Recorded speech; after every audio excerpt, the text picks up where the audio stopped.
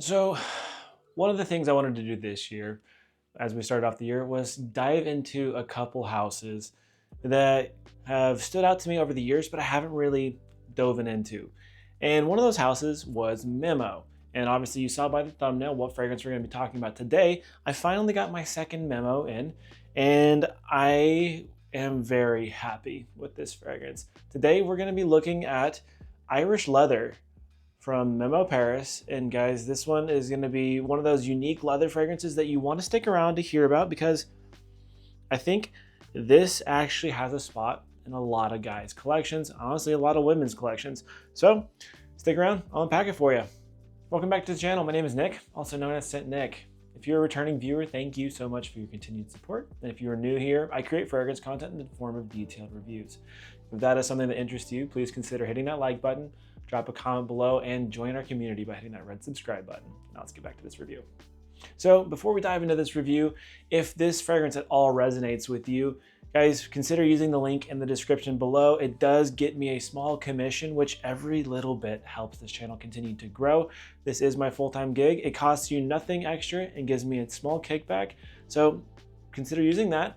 Guys, let's get into this. So Irish Leather is part of the Queer Nomads collection of the Memo Paris line. And this line is one of the ones that made Memo famous. Now, obviously, African leather came out from this line, and I adore African leather. There's a couple other fragrances in this line that I really want to look into, but this was one of the ones that presented itself to me. I was able to find it. I got it for a steal, and man, I am so happy I did. A 75 milliliter bottle. Now, I'm not going to go over retail pricing because I have the link down below for you. You should be able to find this at the time of filming around the $155 to $160 mark. That is at the time of filming. The perfumer for this was Eleanor Massenet, which I probably said that wrong, so forgive me if I did. And in terms of scent profile, this is going to be an aromatic green leather fragrance. And with that said, let's get into the notes. Top notes for this fragrance are going to include juniper berries, pepper, and mandarin. And yes, all three of those notes can be detected. The prominent one is definitely going to be the juniper berry, in my opinion. It provides a very nice, crisp, kind of icy, and refreshing opening to the fragrance. The black pepper is there supporting, giving a nice aromatic spice, and the mandarin is honestly beautiful. There is a crisp, lush, and juicy citrus note present. It is minor. It is in the background, providing support to the opening, but it's beautiful. And the nice thing is with mandarin, it lasts a little bit longer than bergamot. So you get a crisp and spicy and fresh opening. Really fantastic opening. The heart is where things get really interesting. And honestly, it really starts catching your attention. You get an awesome mate tea accord. You also get clary sage and you get iris.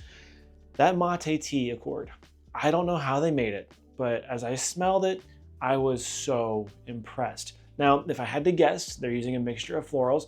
There is a lot of lily of the valley present in this. And obviously lily of the valley, the materials range. You can have any sort of thing, but what you're getting is a kind of dewy, transparent white floral and soapy floral note. There is a good amount of iris present. You've got a mixture of absolutes, of resinoid, of what all these different types of irises. You get the bright powder stuff, but there's also this really rich vegetal earthy thing present as well, which I think is helping create that mate accord. The clary sage is pretty prevalent as well. It's not so harsh and headache inducing that some people don't like, but really it provides a very good amount of brightness, of bright floral touches, the spice character. It's very nice. I really wish I knew everything that was going on with that mate accord because they knocked it out of the park with this green tea, earthy kind of thing. In the base, you're gonna get leather, cedar, and vetiver. The big note to me is the vetiver, and I smell the vetiver pretty early on in the fragrance. It's a very modernized vetiver. To me, it smells like vetiver acetate, but it could be other varieties of vetiver.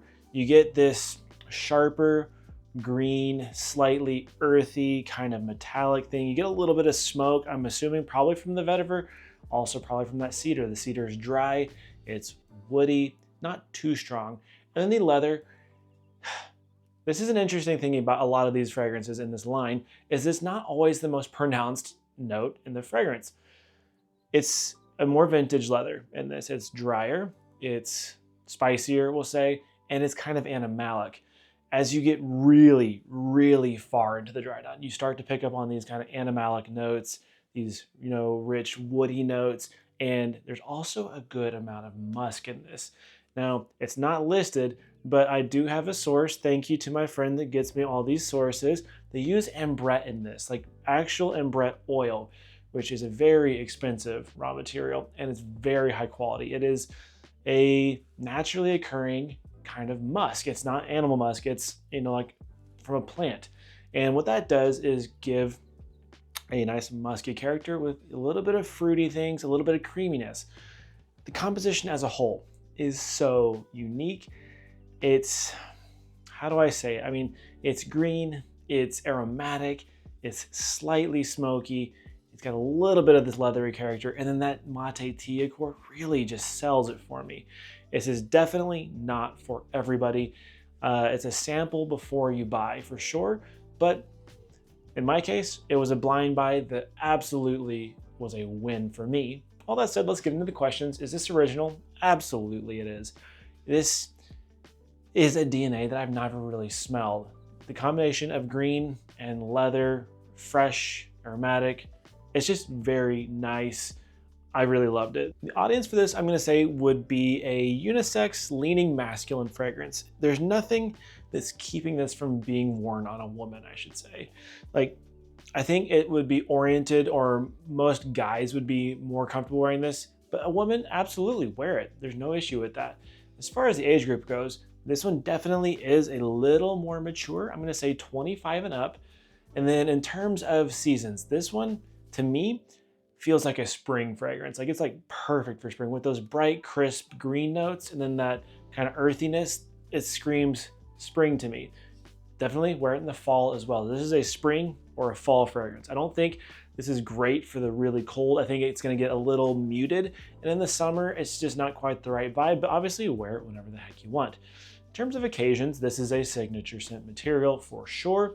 This is leisurely. Honestly, you could wear this any time of the day, wear it at a night out, wear it for whatever, but I think this makes for a really interesting and unique signature scent. Now, in terms of performance, this thing is totally fine. Many of the leather fragrances in the Queer Nomads line are not the greatest from Memo, and that's fine. The quality speaks for themselves when it comes to Memo fragrances. Longevity, you're gonna get about 8 hours. It's totally perfect. I mean, I have no issues. 6 to 8 hours, love that. In terms of projection, it's a solid medium. It's not crazy strong. It's just a good, elegant medium push for just a little bit, a little scent bubble, and then dials back to a skin scent after a few hours, and you're just left with this really nice, comfortable wear. Now, in terms of sprays, I'm gonna recommend doing 5 to 7 with this one. This is definitely, feel free to load up on it. I think if you overspray with this, it's not the right tone for overspraying. When you get your nose on it, you'll understand, like, this is a kind of more elegant, more mature fragrance, and a lot of it will just feel out of place. Now, obviously, like some of these sweeter fragrances, when you overspray, it's fine. It's just obnoxious. But this one, I think 5 to 7, you're gonna be perfectly fine. It's not too strong, but getting up into the 7 sprays, you're getting pretty strong. So that's my recommendation on sprays. And now let's get on to that rating. I'm gonna give this one a 7.6. I think this is a really great fragrance. I'm not gonna say that it's exceptional, that you need to run to get your nose on it, but I do think that it's very good and well above average. This is for the kind of person, a little bit older of a gentleman. This is someone that appreciates green notes, leathery notes, smoky, aromatic kind of things. This is not for the person that doesn't like green. If you don't like green, this is not gonna work for you. Guys, hope you learned something from this video. Don't forget, use that link in the description if you're interested in picking this up. And if you did enjoy the video, please consider hitting the like button and join our community by hitting the red subscribe button. We'll see you in the next one. Peace.